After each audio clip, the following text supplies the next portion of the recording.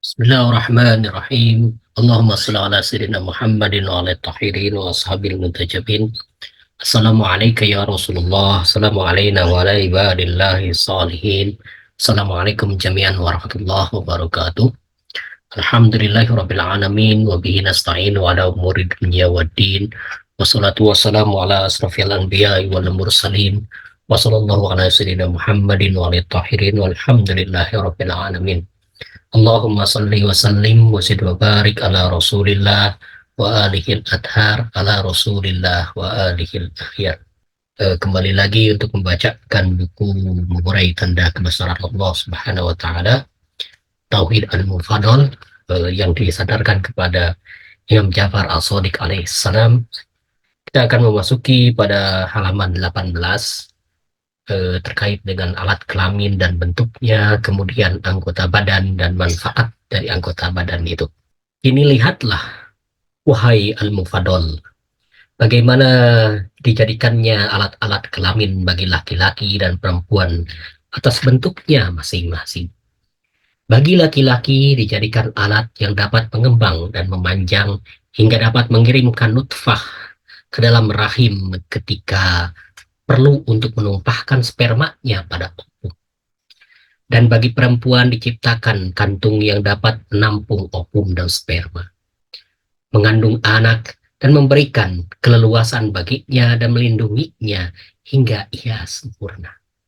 Bukankah hal itu merupakan pengaturan yang bijak dan indah, maha suci dan maha tinggi dia dari apa yang mereka sekutukan? Imam Ja'far As-Shadiq menyampaikan terkait dengan alat kelamin dan bentuknya, bahwa pada penciptaan alat kelamin dan bentuknya itu bukan sekedar hanya alat pemuas kebutuhan biologis seksual, tetapi di sana ada fungsi yang uh, dijalankan dari alat kelamin itu. Misalkan yang laki-laki, penis itu bisa memanjang dan mengembang. Kemudian ketika sudah masuk ke dalam vagina itu nanti dia bisa mengirimkan nutfah, sperma ke dalam rahim ketika perlu untuk menumpahkan spermanya. Masuk begitu. Dan pada opum dan pada perempuan yang vagina juga diciptakan kantung yang dapat menampung opum dan sperma.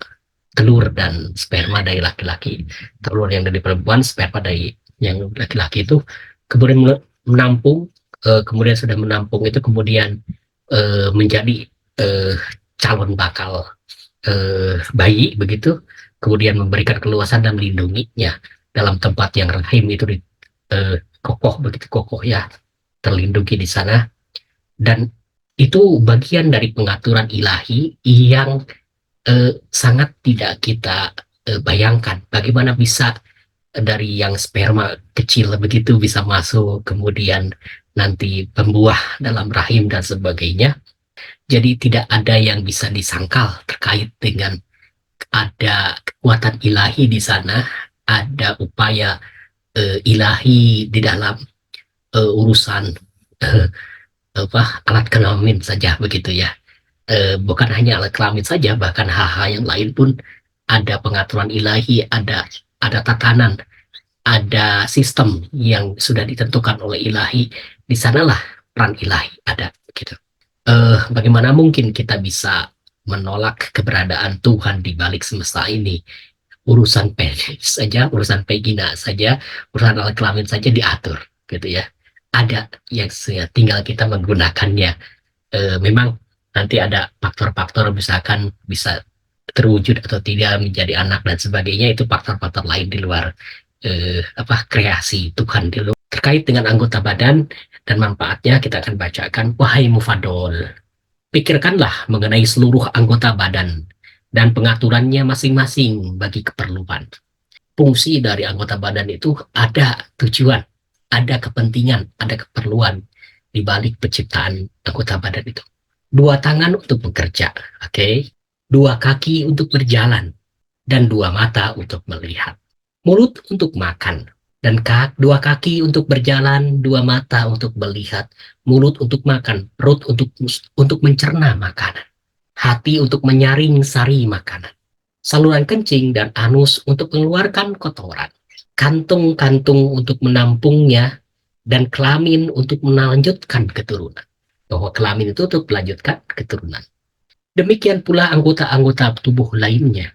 Jika engkau amati dan engkau gunakan pikiran dan nalarmu, niscaya engkau dapati setiap anggota tubuh ditentukan bagi sesuatu yang bermanfaat.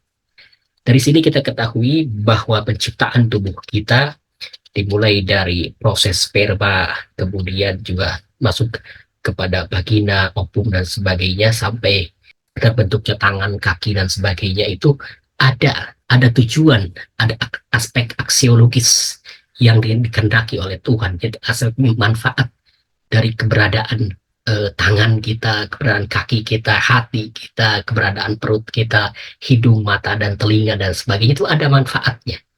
Jadi tidaklah yang diciptakan Tuhan itu bukanlah sesuatu yang sia-sia.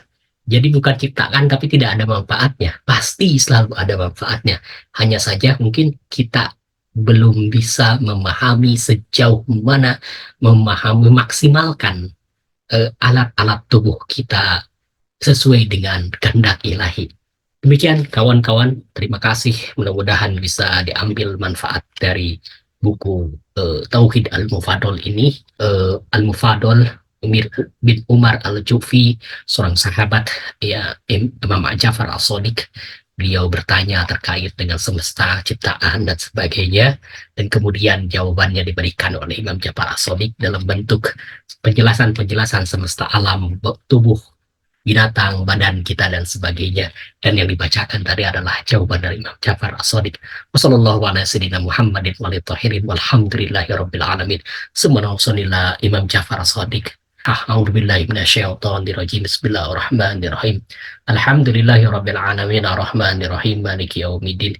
Iyyaka na'budu wa iyyaka nasta'in ihdinas siratal mustaqim siratal ladzina an'amta 'alaihim ghairil maghdubi 'alaihim waladdallin.